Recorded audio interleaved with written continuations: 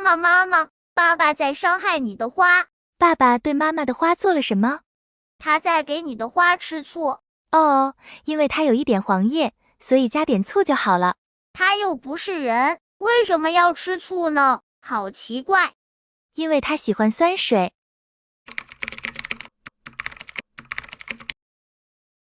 很多人都养富贵竹，很多人都觉得富贵竹很好养，但实际养护时却经常遇到富贵竹黄叶的问题，甚至有的人买回来富贵竹后一直不长根。那么富贵竹在家中怎么样才能养好呢？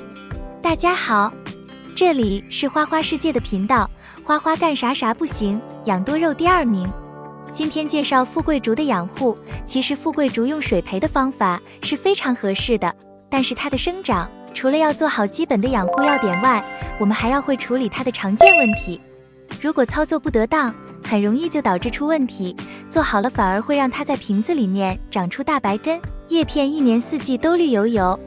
另外，作为顺风顺水，效果堪比镇宅之宝的富贵竹，放在家中的位置也是大有讲究的，比如放在哪里更招财等等。别急，影片后面会有详细介绍，下面我们一起看看吧。1、温度。养富贵竹要了解它是哪里的花卉，它是典型的南方花，北方的地区如果温度低的话就会出问题，比如叶片发黄、繁殖不成功等现象。比如10度左右扦插很难长根，而15度以上的话生根就特别快。稍高一点的温度它也不怕，比如夏天去扦插，可能不到7天的时间就能够发现大白根长出来。2、光照。富贵竹的叶片是绿颜色的，主要以观叶为主，它是比较喜欢散射光，所以如果你把它养在家中，放到一个弱光的环境中，您会发现它顶部长的同时，枝条越来越细，并且叶片颜色也会变成浅绿色，而且枝条还会弯弯扭扭的长，到时候没有形体，叶片也不好看。所以我们要适当给予它1-2个小时的光照，比如早上9点之前，下午4点以后。这样的光照即使是用透明瓶水培也晒不坏根系，还能够进行光合作用，就会促使根系长得很好，叶片也是非常茂盛，并且绿油油。但需注意，如果叶片出现黄斑，可能是光照太强，或者光照时间太久了。3、换水。富贵竹换水有讲究，总结几点。1、不要频繁换水，水少了之后及时加水就可以了。频繁换水反而会破坏富贵竹的水环境，抑制富贵竹的生长。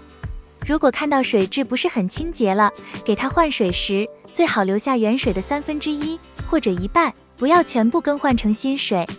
2、每天给富贵竹加水，水量都不要超过瓶身的1/3，最好是在1/4到1/3之间。如果水量过多，它的枝干的呼吸能力就会变弱，这也是很多花友养富贵竹很容易黄叶的一大原因。3、被污染的水质往往会将这种病原传染给富贵竹，致使其根部慢慢的腐烂。因此，若是想要植物根部健康，我们就得趁着换水的时间，用清水来搓洗根部，检查下上面是否已经发生病变腐烂。若是有，则要趁早修剪掉；而若是尚未形成明显的病症，则可将其浸泡在多菌灵水溶液中，持续上15至20分钟，将上面的细菌等统统杀死。另外，水培容器的内壁安全问题也不容忽视，需要在换水的空档将其用小苏打搓洗干净，之后搁置在光照足、通风好的位置上，暴晒上一段时间，兼顾杀菌消毒以及晾水的双重目的。4、常见问题。富贵竹叶子泛黄属于正常的现象，但其不断的蔓延，甚至祸害到新生的嫩叶子，则说明水中的碱性物质过多，抑制了铁元素的吸收，不利于富贵竹的成长。这时我们需要换一种水质，或者往水里面添加几滴醋，来促进铁元素的吸收。如果富贵竹已经出现了黑斑，那就是霉菌感染。解救方案是把富贵竹拿出来，用清水将上面的黑点洗干净。如果竹子已经生了根，注意以后要勤换水，如果还没有生根，就把水换成矿泉水。5、摆放位置。1、客厅摆放6或8枝。多数家庭的客厅采光都是比较好的，所以在这样的地方养殖富贵竹无疑是最佳的选择。通常将富贵竹摆放在对门的阳台或窗台上，这样采光好，而且有利于风水。此外，之所以建议大家选择双数的富贵竹，是因为在传统文化中，双数一般比较讨喜，寓意吉祥。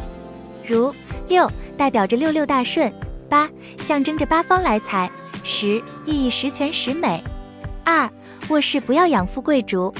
很多时候我们能够看到很多养花博主把富贵竹养在卧室，其实花花不建议这么做，因为多数的植物在夜间的时候会和人争夺氧气，不能让人很好的入睡，影响睡眠效果。但是如果一定要放在卧室的话，放几根都可以，没有必要在数字上过分讲究，完全可以根据自己的喜好选择单数或双数的富贵竹。3书房放9枝。书房是增长知识的地方，所以在做任何一处改动的时候都要讲究一些。养殖富贵竹也是一样，我们可以选择单数的株数，比如9，暗含功成名就的意义。当然摆放在哪里，摆放几枝，很多时候只是一种寓意，或者是一种心理作用，无论几枝，无论放哪里，只要你开心，花花都觉得是好的。顺便说一下，我家是8枝，放在客厅里，因为花花想要发财。总结，虽然在大众的眼中，富贵竹只是一种寓意吉祥、颜值颇高的绿植，但实际上这种植物养殖一段时间之后，还是有几率开花的。你看过富贵竹开花吗？在评论区留下你的踪迹。关于花花分享的内容，有其他意见，欢迎指摘和批评。以上就是今天的内容。花花制作视频不容易，觉得有用点个赞，并多多帮花花转发，这对花花很重要。感谢观看，感谢粉丝一直的喜欢和包容，我们下期见。